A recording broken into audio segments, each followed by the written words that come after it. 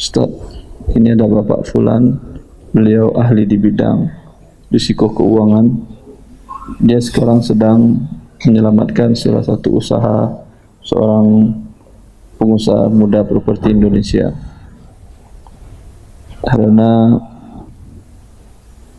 dia sekarang dikejar-kejar.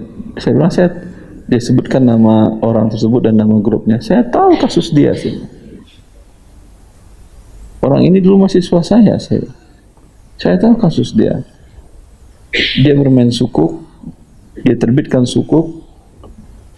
Sebelum dia ingin menerbitkan sukuk, ada teman dia, mahasiswa S2 juga, murid saya juga, mengatakan kepada dia, kamu mau menerbitkan sukuk, udah diskusi ke Ustaz Erwandi. Apa dijawab oleh mahasiswa yang pebisnis ini, pebisnis besar ini? Dia bilang, saya sudah tahu pendapat Ustaz Erwandi, di buku beliau sudah ada. Sukuk haram. Tapi kan ada ulama Indonesia yang menghalalkan. Ya urusan ente. Kemudian dia terbitkan sukuk. Sukuk menerbitkannya. Sukuk sama, mirip dengan ori. Obligasi. Mirip. Cuman dia memberikan ujroh. Pernahkah saya bahas sukuk? Belum? Baca aja kalau saya bahas. Intinya mirip dia dengan riba. Mirip dengan riba. Ya. Sekarang dia terbitkan sukuk untuk propertinya dengan tujuan ingin mendapatkan pendanaan. Kemudian dia harus membayar pertambahan. Kalau dalam obligasi namanya kupon bunga, ya. Kalau di sini namanya adalah fee, jasa menyewa kembali barang tersebut, fee-nya. Sekarang fee yang harus dia bayar sekitar 380 miliar. Ya. Karena ternyata uang masuk ke dia, ada permasalahan di bisnisnya dia. Yang harus dia bayarkan 380 miliar, sedangkan dalam waktu dekat ketika dia menerbitkan sukuk, ada aset yang dijaminkan di OJK. Aset dia sendiri 600 miliar. Terlambat dia membayar sukuk tadi, fee dari sukuk tadi. Ya.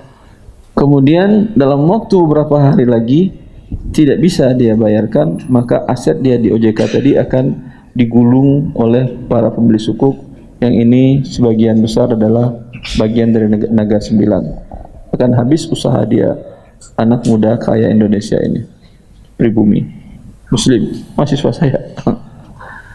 Ya. Lalu sekarang dia, timnya ini, orang tuanya minta tolong bantu anak saya, kepada kepala tim yang datang ke rumah ini. Dia minta, kata kepala timnya, saya akan diskusi dengan Syekh Erwandi, solusinya bagaimana yang halalnya. Saya bilang, orang yang Anda bantu ini saya tahu, dia mahasiswa saya. Dari awal dia ingin tentang Allah, sudah. Ketika temannya mengingatkan diskusi ke Syekh Erwandi boleh atau tidak sukuk, dia sudah tahu bahwa sukuk itu haram. Sukuk itu haram. Dan dia lewati itu karena ada fatwa yang membolehkan. Berbeda kalau tidak tahu.